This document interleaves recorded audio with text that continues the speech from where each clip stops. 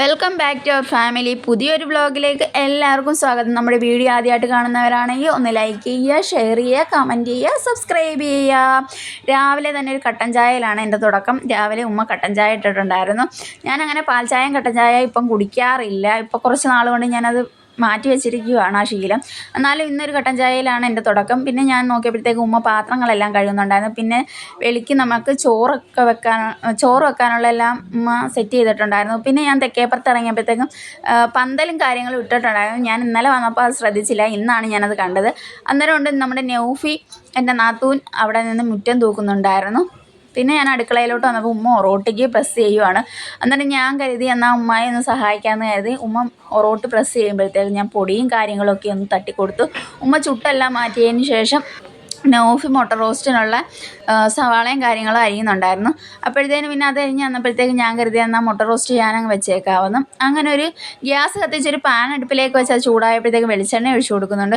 പിന്നെ അതിന് ശേഷം വെളിച്ചെണ്ണ നന്നായി ചൂടായി വന്നപ്പോഴത്തേക്ക് അതിലേക്ക് കടുക് ഇട്ട് കൊടുക്കുന്നുണ്ട്. കടുക് ഇട്ടതിന് ശേഷം നമ്മുടെ സവാളയും തക്കാളിക്കായി ഇഞ്ചിയും പച്ചമുളകും കറിവേപ്പില എല്ലാം കൂടെ നമ്മൾ അരിഞ്ഞ് വെച്ചിട്ടില്ലേ, അതും കൂടെ അതിലേക്ക് ആഡ് ചെയ്ത് കൊടുക്കുന്നുണ്ട്. അതിന് ശേഷം നന്നായിട്ടൊന്ന് ഇളക്കി കൊടുക്കുക.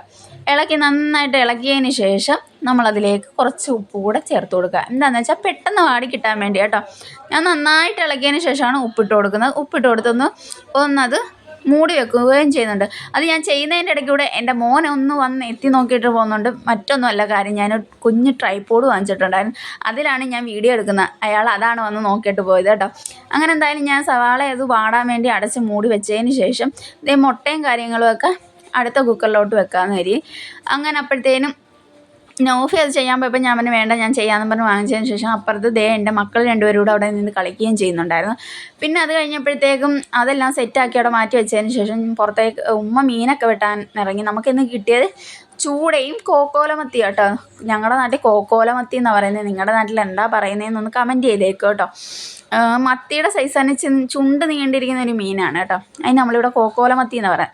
പിന്നെ ഞാൻ ആ തേങ്ങ ഒക്കെ തിരിഞ്ഞ് വെച്ചു. ഉമ്മ മീൻ വെട്ടാൻ നിന്നപ്പോഴത്തേക്കും ഞാൻ തേങ്ങയും കാര്യങ്ങളും എല്ലാം തിരിഞ്ഞതിന് ശേഷം ജാറിലേക്ക് തേങ്ങ ഇട്ട് കൊടുത്തതിന് ശേഷം ഞാൻ പിന്നെ പോയി ഒരു 2 കൊച്ചുള്ളി എടുത്തുകൊണ്ട് വന്ന് അത് പൊളിച്ച് അതും കൂടി അതിനകത്ത് ചേർക്കുന്നുണ്ട് കേട്ടോ.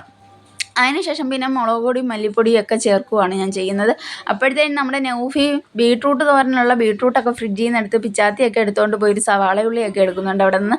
എന്നിട്ട് അത് നന്നായിട്ടൊന്ന് അവൾ അരിഞ്ഞെടുക്കാനായിട്ട് അങ്ങോട്ട് പോയി. അപ്പോഴത്തേനും ഞാനിവിടെ തേങ്ങാക്കറിക്കുള്ള കാര്യങ്ങളെല്ലാം സെറ്റാക്കിക്കൊണ്ടിരിക്കുക. ഞാൻ ഇപ്പം ചെയ്തുകൊണ്ടിരിക്കുന്നത് കൊച്ചുള്ളിയാണ് ഉരിച്ചുകൊണ്ടിരിക്കുന്നത് കേട്ടോ.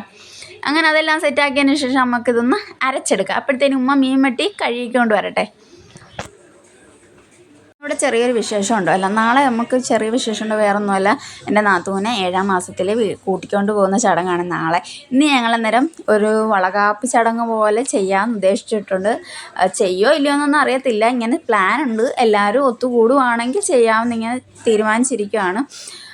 അങ്ങനെ എന്തായാലും ഞാൻ അതെല്ലാം ചെയ്തതിന് ശേഷം അതൊന്ന് അരച്ചെടുക്കാമെന്ന് കരുതി അരച്ചെടുത്തുകൊണ്ടിരിക്കുകയാണ് കേട്ടോ.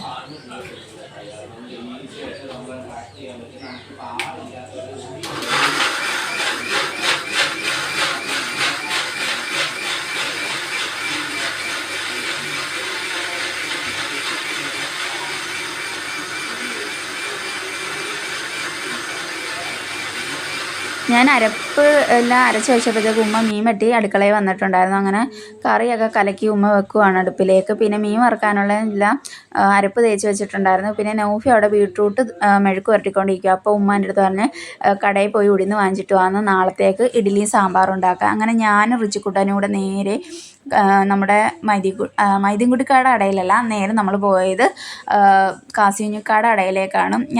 എൻ്റെ കൂടെ റിച്ചിക്കുട്ടനാണ് വന്നത്. അന്നേരം എൻ്റെ അടുത്ത് ഓരോ കാര്യങ്ങൾ പറഞ്ഞാണ് കേട്ടോ റിച്ചിക്കുട്ടൻ നടക്കുന്നത്. അങ്ങനെ എന്തായാലും ഞങ്ങൾ ആ കടയിൽ പോയപ്പോഴത്തേക്ക് കാസിനിക്ക കട തുറന്നില്ല. അതിന് ശേഷം ഞങ്ങൾ അവിടെ നിന്ന് നേരെ നമ്മുടെ മൈദീൻകുട്ടിക്കാട് അടയിലേക്കാണ് പോയത്. നമ്മൾ പണ്ട് സാധനമൊക്കെ വാങ്ങിക്കുന്ന കടയാണ് കേട്ടോ. അങ്ങനെ എന്തായാലും അവിടെ നിന്ന് സാധനമൊക്കെ വാങ്ങിച്ചിട്ട് ഞങ്ങൾ നേരെ വീട്ടിൽ വന്ന് ഫുഡൊക്കെ കഴിച്ചതിന് ശേഷം വൈകുന്നേരം ആയപ്പോഴത്തേക്ക് ഞാനും നൗഫി കൂടെ റാഹിയാത്തയുടെ കട വരെ ഒന്ന് പോയി കുപ്പിവളയും കാര്യങ്ങളും ഒക്കെ വാങ്ങിക്കാം കേട്ടോ. അങ്ങനെ എന്തായാലും റാഹിയാസിൽ ചെന്ന് ഞങ്ങൾ കുപ്പിവളയും കാര്യങ്ങളും ഒക്കെ വാങ്ങിച്ചു. ഞങ്ങളുടെ വീടിൻ്റെ അടുത്ത് മുമ്പ് താമസിച്ചിരുന്ന ഒരുത്താട്ടോ, ഇപ്പോൾ അവർ വേറെയാണ് താമസം. അങ്ങനെ എന്തായാലും ഞങ്ങളത് സാധനങ്ങളും ഒക്കെ ആയിട്ട് വീട്ടിൽ വന്നപ്പോഴത്തേക്ക് പന്തലുകാരും എത്തിയിട്ടുണ്ടായിരുന്നു.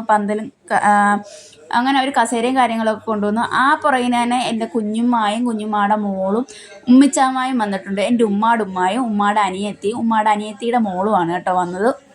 അങ്ങനെ അവർ വന്നതിന് ശേഷം ഞങ്ങളവിടെ നിന്നപ്പോഴത്തേക്കും നമ്മുടെ പന്തലിന് തുണി ഉടുപ്പിച്ചിട്ടില്ലായിരുന്നു. അങ്ങനെ പന്തലുകാർ നമ്മുടെ പന്തലിന് തുണി ഉടുപ്പിച്ചുകൊണ്ടിരിക്കുമായിരുന്നു കേട്ടോ. അങ്ങനെ അതിനെല്ലാം ശേഷം ഞങ്ങൾ വൈകുന്നേരം വളകാപ്പി ചടങ്ങ് നടത്തി കേട്ടോ. ആ വീഡിയോ വേറൊരു വീഡിയോ ആയിട്ട് ഞാൻ ചെയ്യുന്നതായിരിക്കും. അത് കഴിഞ്ഞ് ആ ചടങ്ങ് കഴിഞ്ഞപ്പോഴത്തേക്ക് എൻ്റെ ആങ്ങളെ വിളിച്ചിട്ടുണ്ടായിരുന്നു. അങ്ങനെ ആങ്ങളെയും നാത്തൂനോട് കാര്യം പറഞ്ഞുകൊണ്ടിരിക്കുമായിരുന്നു. അതിനുശേഷം പച്ചക്കറിയും കാര്യങ്ങളും എല്ലാം അരിഞ്ഞു വെച്ചിട്ടുണ്ടായിരുന്നു. അതിനുശേഷം നൗഫ് തേങ്ങ തിരുങ്ങുന്നുണ്ടായിരുന്നു നാളത്തേക്ക്. അതിനുശേഷം നൗഫയ്ക്ക് മൈലാഞ്ചിയും കാര്യങ്ങളും എല്ലാം ഇട്ടു. ഇന്നത്തെ വീഡിയോ ഇത്രയേ ഉള്ളൂ. നമ്മുടെ വീഡിയോ ഇഷ്ടമായെന്ന് വിശ്വസിക്കുന്നു. അടുത്ത വീഡിയോയിൽ കാണുന്നതായിരിക്കും. Bye bye.